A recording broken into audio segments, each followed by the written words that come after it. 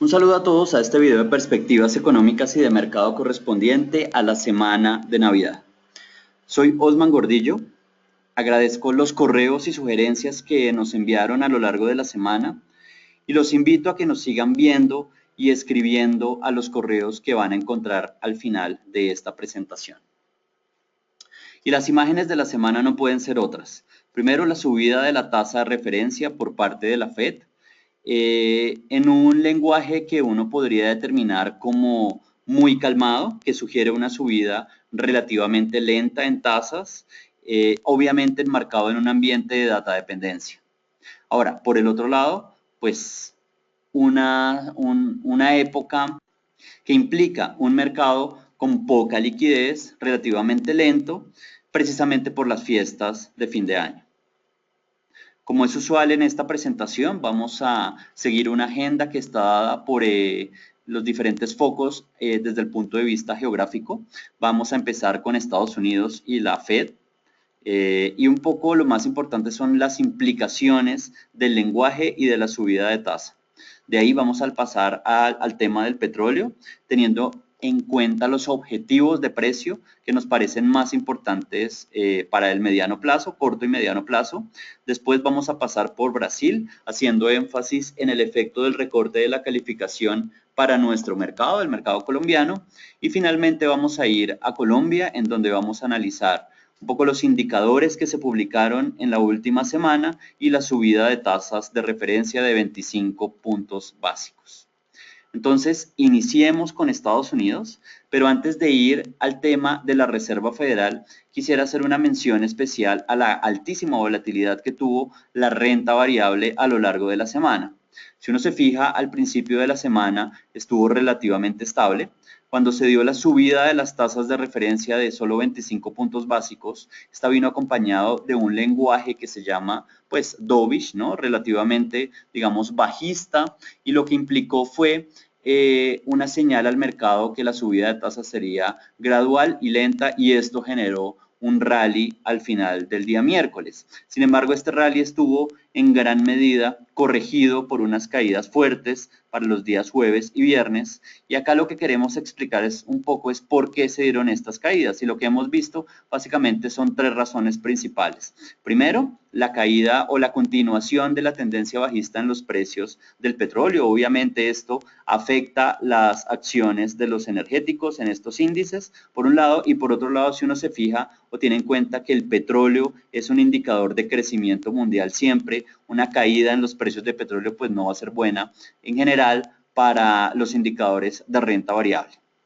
Ahora, el segundo punto es el vencimiento y expiración de una gran cantidad de contratos que se dio el día viernes. Si ustedes quieren mayor información sobre estas fechas principales, pueden hacer clic acá en nuestra presentación en PDF. Si no la tienen, por favor, escríbanos y se las enviamos a vuelta de correo. Y acá lo importante es que hay 4 fechas principales de vencimiento de una gran cantidad de contratos. Eso es el tercer viernes de cada uno de estos meses, ¿no? Marzo, junio, septiembre y diciembre. Y de estas 4 fechas, el día más importante es diciembre, y este día fue precisamente el viernes pasado. Entonces, obviamente eso fue una razón que le dio mucha volatilidad y que le metió mucho ruido a la renta variable precisamente en esos 2 días, jueves y viernes. Y finalmente, pues el tema de la subida de las tasas de referencia en un ambiente en el cual, digamos, la economía no está extremadamente fuerte.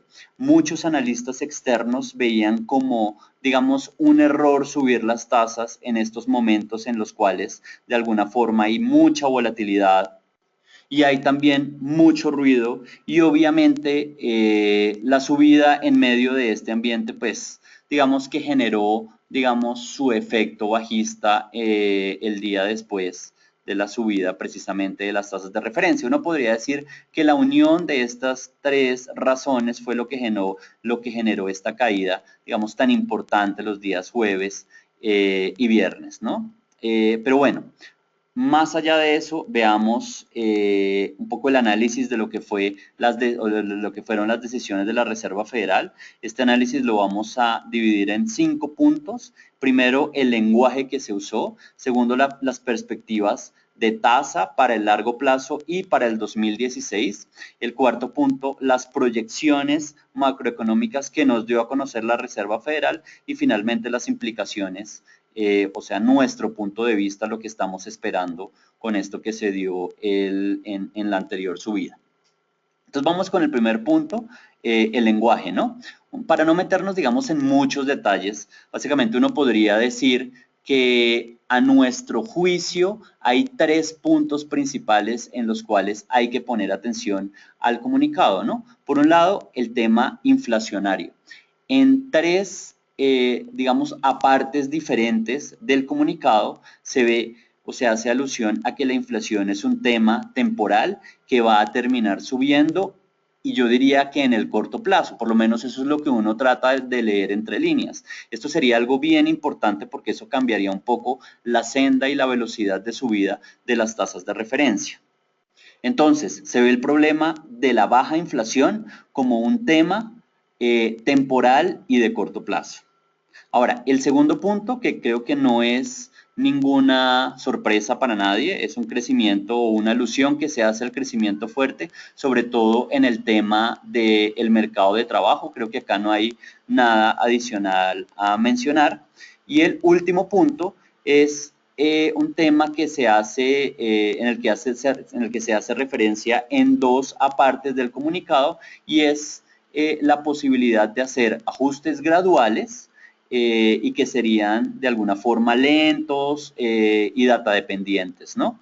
Este último punto es lo que creo que generó precisamente el rally en renta variable que se dio el mismo día miércoles, pero este punto, el primero, el relacionado con la inflación, es un poco el que genera cierto ruido. Bueno, ahora veamos las proyecciones de tasa que dio a conocer la Reserva Federal en sus documentos, ¿no?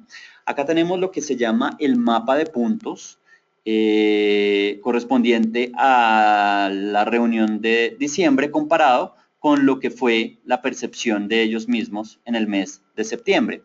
¿Qué es esto del mapa de puntos? Básicamente se ve un nivel de tasa de referencia en el eje y diferentes años. Cada uno de estos puntos representan a un gobernador de la Reserva Federal. Entonces, estos gobernadores se ubican anónimamente en un objetivo en tasa para el 2016, 17, 18 y en el largo plazo, ¿no? Esto precisamente es para dar un poco más de claridad al mercado y tratar de guiarlo hacia dónde va a ir la tasa de la Fed en cada uno de estos periodos de tiempo.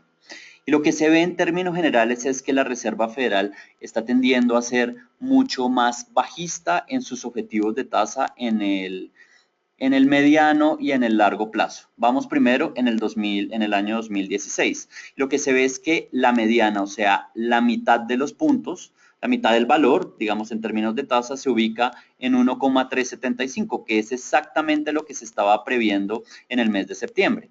Ahora, si uno se fija, la dispersión de estos puntos en el último comunicado es menor a la que se dio en septiembre. Entonces, algo de reducción, digamos, en la velocidad de subida de las tasas se puede ver ahí.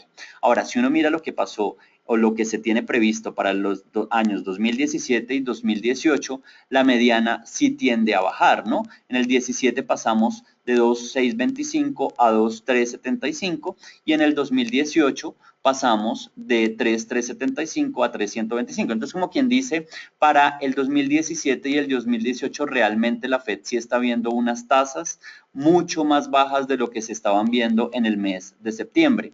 Ahora, hay una cosa acá bien importante, y es que en los años 2016 y 2017 el piso de esa nube de puntos se mantiene exactamente en los mismos niveles. ¿Eso qué quiere decir? Que yo creo que niveles por debajo del 1,375 y del 2,375 realmente no van a ser fáciles de conseguir. O sea, estamos en el nivel más abajo posible de las tasas para el 2016 y para el 2017. Esto en últimas implica 4 subidas de 25 puntos básicos para el año 2016 y el mismo ritmo para los siguientes años, teniendo un nivel de largo plazo de entre 3,25 y 3,5, ¿no? O sea, como quien dice, 100 puntos básicos cada año.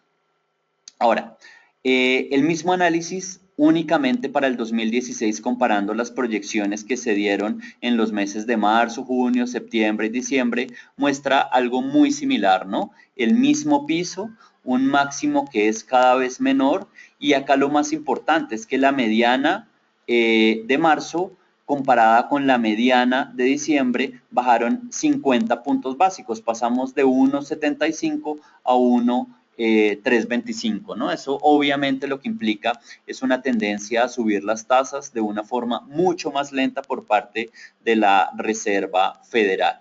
Ahora, si miramos las proyecciones que ellos mismos publicaron, creo que hay 3 puntos muy importantes a tener en cuenta, ¿no? Vamos del final hacia el principio, precisamente porque el último me parece muy importante y es un poco lo que hablábamos con el lenguaje del comunicado, y es que se ve que en el 2016 se vería como el año de la subida fuerte de la inflación, de prácticamente niveles de cero en los que estamos ahora, subiríamos casi que al nivel objetivo del 2%, ¿no? Y esto obviamente debe implicar de alguna forma una reacción de política monetaria por parte de la Reserva Federal, ¿no? El segundo punto, el primero y el segundo están muy relacionados, y es que se ve una recuperación en general en las cifras macroeconómicas en el corto plazo, pero una desmejora en el largo plazo. Por ejemplo, en términos de PIB se ve un crecimiento de 2,4 en el 2016, pero en el largo plazo se ve una caída hacia el 2%,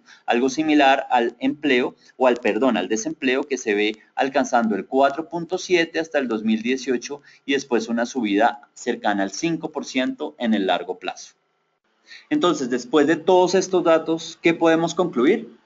Creo que la Fed usó un lenguaje que yo llamaría un poco dual, ¿verdad? Por un lado, se ve que los ajustes van a ser graduales, lo cual es una buena noticia porque la subida de tasas sería, digamos que relativamente lenta, pero por otro lado, en los diferentes documentos que publicó se ve que la inflación es temporal, la inflación baja es temporal, que debería darse una subida en el corto plazo, y eso implicaría un ajuste un poco más rápido a la subida en las tasas de referencia. Y esto obviamente creo que esta digamos, dualidad en cierta forma fue lo que afectó y lo que generó tantísima volatilidad en la renta variable a lo largo de la semana. Si uno mira lo que está esperando el mercado a través de los futuros de la tasa de la Fed, se vería que la segunda subida se daría hasta el mes de junio, la tercera se daría hasta el mes de diciembre, y yo creo que esta percepción que tiene el mercado es errónea y debería cambiarse. Digamos que acá sí viene nuestra conclusión y lo que creemos que puede implicar el cambio de política en el primer trimestre del próximo año, porque creemos que la tasa de la Fed debe ajustarse un poco más rápido a lo que el mercado está esperando, e incluso un poco más rápido de lo que la misma Fed con su mapa de puntos nos está diciendo, básicamente por dos razones. Primero, por el tema de la inflación, que es lo que ya mencionamos anteriormente.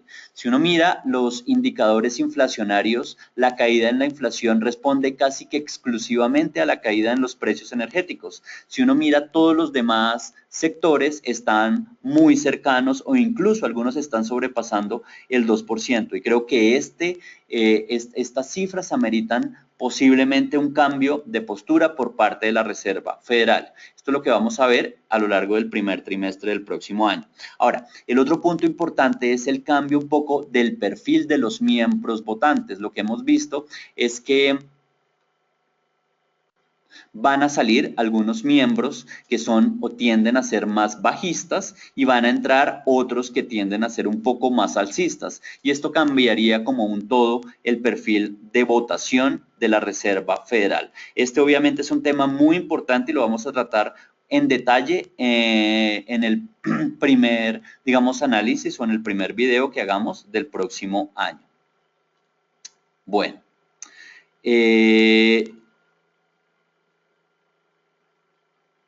Hay muchas cifras en el calendario de la próxima semana. Creo que lo más importante es el PIB que se va a publicar el día martes, pero hacia el final de la semana vamos a estar con una menor volatilidad precisamente por el inicio de las fiestas de fin de año.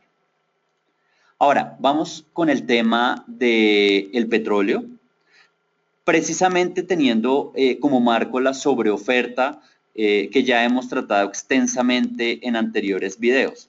Todas estas razones que estoy señalando ya las hemos tratado, digamos, en detalle, especialmente en la semana pasada, pero quisiera mencionar ahora una nueva razón que es bien interesante y que puede continuar presionando o el precio del petróleo a la baja, y es un poco el tema del clima, ¿no? Un clima o un invierno que estaría mucho menos frío en los Estados Unidos y que obviamente implicaría una menor demanda de combustible que trataría o que presionaría a la baja el precio del petróleo. Si uno se fija en este mapa, la mayor cantidad del territorio americano va a tener unas temperaturas, digamos, muy altas comparadas con el mismo periodo del año pasado. Si uno se fija, prácticamente el 90% de Estados Unidos va a tener temperaturas mayores en esta temporada invernal. Y obviamente esto no sería una buena razón o una buena, digamos, augurio para los precios del petróleo en el corto plazo. Ahora, adicionalmente a esto, la subida de las tasas de la Fed, teniendo en cuenta la relación que hay entre mayores tasas de la Fed, fortaleza del dólar y debilidad del petróleo, pues obviamente serían una de las razones para pensar que el precio del petróleo debería continuar en niveles bajistas, ¿no? Esto unido a los temas de los inventarios que están saliendo muy altos, pues obviamente reforzaría la tendencia bajista en términos de precio del petróleo, ¿no? Ahora, en este punto es hasta dónde debería ir el precio del WTI, ¿no? Y en esto nos ceñimos a nuestra proyección que hicimos la semana pasada, donde tenemos dos niveles principales, 34.88 y 32.40, uno que surge de la unión de mínimos de hace varios años y otro que es el resultado del mínimo del 2008. Pero en este punto hay algo que me parece muy interesante resaltar. Y es que esta gráfica la hemos usado ya durante varias semanas, son velas semanales en donde hay un nivel, digamos, una resistencia arriba, cada vez que la toca el precio tiende a bajar, y hay un soporte abajo, cada vez que lo toca el precio tiende a subir, y en lo que ha pasado en las últimas semanas es que ya hemos tocado este nivel abajo, lo que implica que la velocidad de caída en términos de precio yo creo que debería moderarse en las semanas que vienen. Esto reforzaría nuestra percepción de niveles, digamos, de caída de 34.80 y de 32.40, precisamente los que se mencionan en la anterior diapositiva.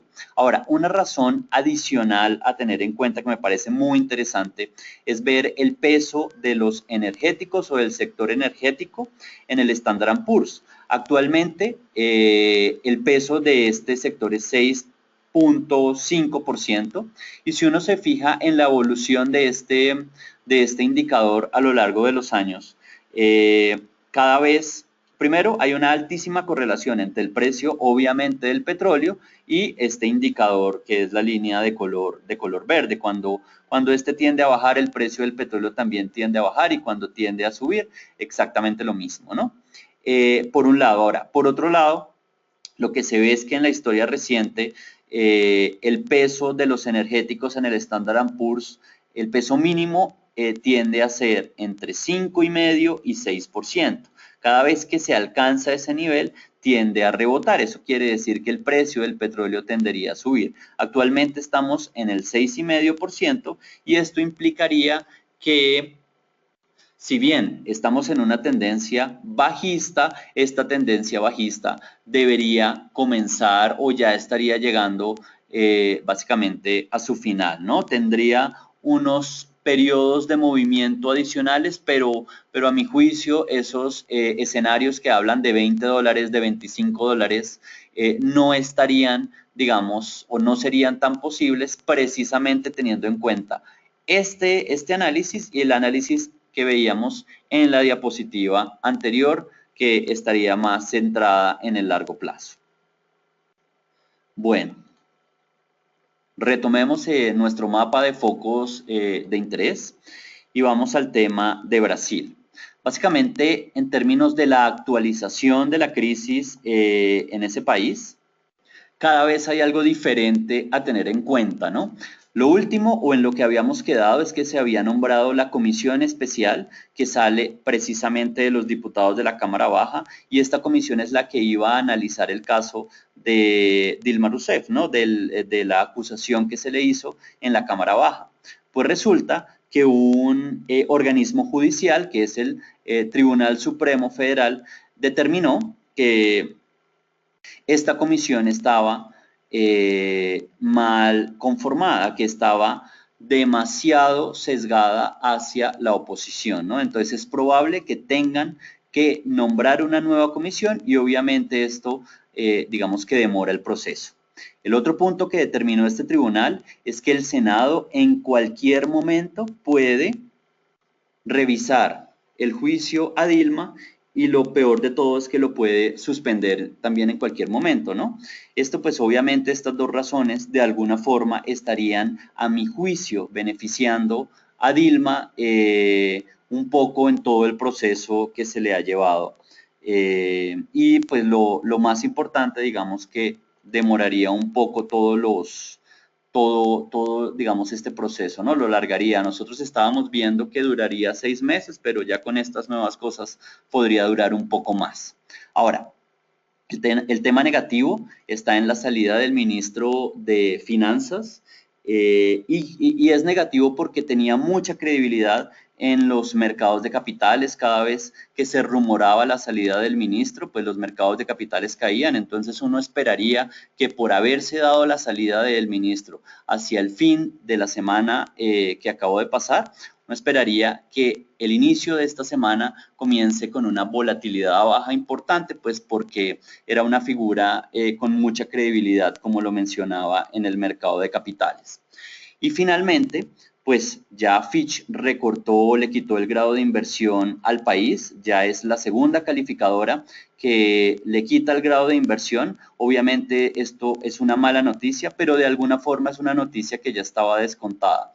Claramente Moody's no demorará, en las próximas semanas hará lo mismo para que todos terminen calificando a Brasil por debajo del grado de inversión. Y esto obviamente va a generar una salida de ese país de los índices en general en los que pertenece, y uno de los más importantes es el índice de renta fija de mercados emergentes, digamos que construido por JP Morgan, ¿no? Actualmente tiene el 15% de participación. En febrero va a salir finalmente de los índices, y lo que esperamos es que este 15% sea dividido entre todos los otros países que pertenecen al índice.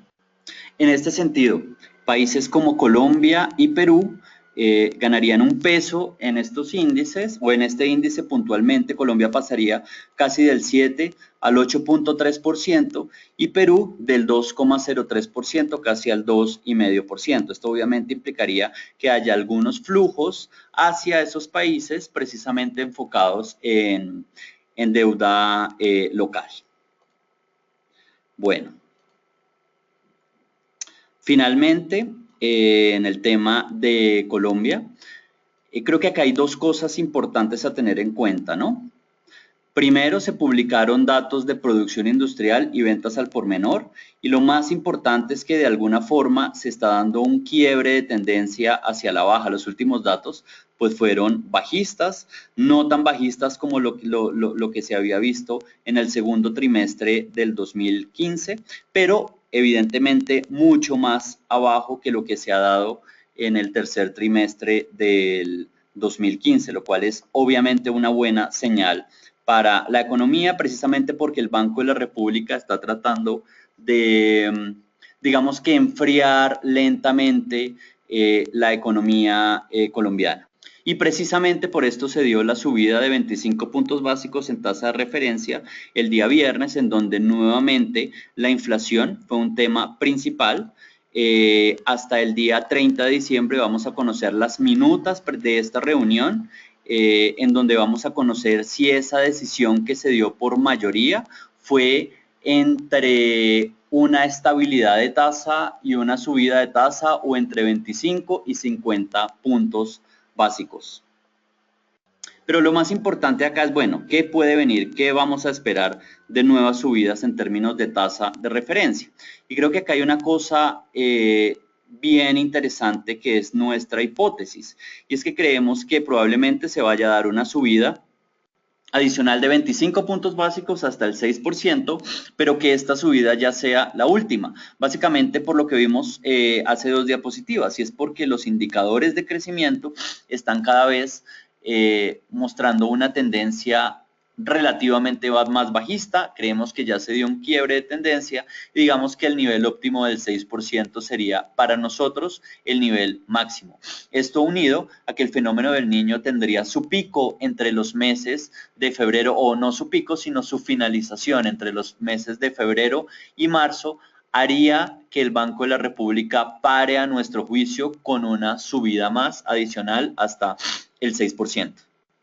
Esto, como lo habíamos mencionado, esta hipótesis la vamos a validar con las últimas minutas el día 30 de diciembre. Bueno, finalmente, como es usual, los quiero dejar con algunas ideas a lo largo de la semana, a manera de conclusión, ¿no? Primero, la subida de las tasas de la FED. El ritmo de subida sería relativamente lento, pero creemos que este ambiente debería cambiar a lo largo del primer trimestre del próximo año, básicamente por el cambio de los miembros votantes, del perfil de los miembros votantes, y un poco presiones inflacionarias. Segundo, el Banco de la República de Colombia estaría cerca de su nivel máximo. Y tercero, el petróleo sigue siendo en gran medida el protagonista a nivel mundial, ¿no? Queremos reforzar los niveles objetivo que pusimos o que indicamos en esta presentación, y que venían también relacionados de la presentación anterior. Bueno, y finalmente, algo muy importante por parte del equipo de estrategia y de investigaciones económicas de AdCap, y en general de todo el equipo de AdCap Colombia, les queremos desear una feliz Navidad, lo mejor en estas fechas, que sean muy felices y que por favor nos sigan sintonizando, que sigan con nosotros, y estaremos contentos de recibir sus comentarios. Y bueno, feliz Navidad.